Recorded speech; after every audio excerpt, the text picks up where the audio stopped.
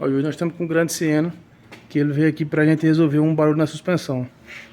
E a gente já deu uma examinada em tudo aqui, ó. O pivô tá ok, articulação, bieleta, tá ok. Esse amortecedor já é novo.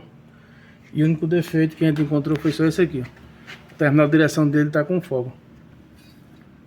Acho que dá pra ver direitinho. É só tirar ele e substituir. Ó, o terminal já tá fora.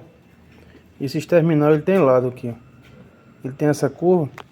Justamente se colocar ele ao contrário, essa curva fica para fora.